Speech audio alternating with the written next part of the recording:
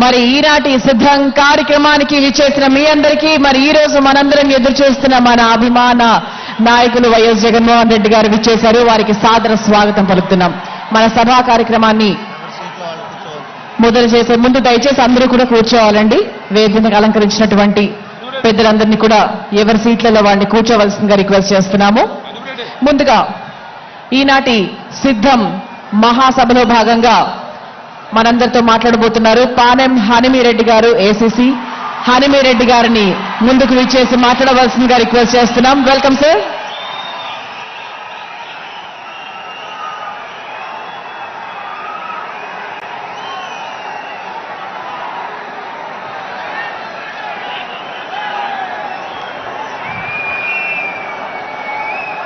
అందరికీ నమస్కారం.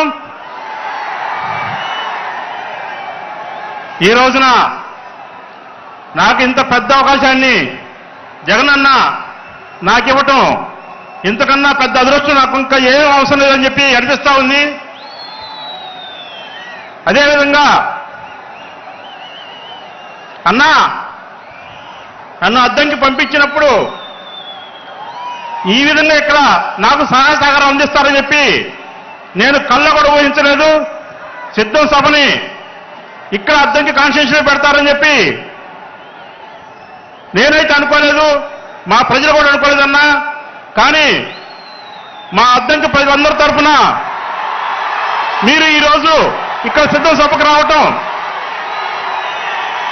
మా అందరి తరఫున మీకు స్వాగతం పలుకుతా ఉన్నానన్నా. అదేవిధంగా అయితే అన్నా నేను ఇక్కడికి వచ్చే రోజు నన్ను ఇక్కడికి ఎందుకు వెళ్ళమంటున్నారో అర్థం కాలేదన్నా. కానీ వచ్చాను. వచ్చిన తర్వాత ఇక్కడ నాకు ఒక పెద్ద వైఎస్ఆర్ కుటుంబం ఇచ్చారని ఇక్కడ ఈ రోజున నేను ఎక్కడికి వెళ్ళినా ఎవరికి వెళ్ళినా నేను కొత్త నన్ను ఇక్కడ ఒక అనామకుణ్ణి ఇక్కడికి వచ్చా. కానీ నా పరిస్థితి ఎట్లా ఉందంటే అన్నా, ఏ ఊరు వెళ్ళినా గంట అనుకుంటే 4 గంటలు పడతా ఉందన్నా. ప్రతి ఊర్లో కూడా పల్లెటూరులో కూడా ప్రతి ఇంటికి వచ్చి స్వాగతం పలుకుతా ఉన్నారన్నా. ఇవంతా కూడా జగనన్న చేసినటువంటి అభివృద్ధి కానీ సంక్షేమ పథకాలు కానీ జనంలోకి బాగా చుచ్చుకొని పోయాయన్నా. ఒక అద్దంకి కాన్స్టిట్యున్సీ లాంటి కాన్స్టిట్యున్సీలో నన్ను పెట్టి ఈ రోజున నాకు చాలా పెద్ద సంతోషాన్ని ఇచ్చారన్నా.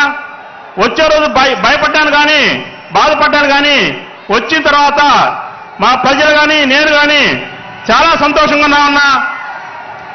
మీ అందరికీ కూడా అన్నా మా అద్దంకి ప్రాంతంలో ప్రజలందరూ ప్రేమిస్తే ఎంతవరకైనా ప్రేమిస్తారన్నా. అదే బెదిరిస్తే మాత్రం లొంగేవాళ్ళు కాదన్నా. మా ప్రజలకున్న వీక్నెస్ అన్నది. మా ప్రజలందరూ కూడా ఇక్కడ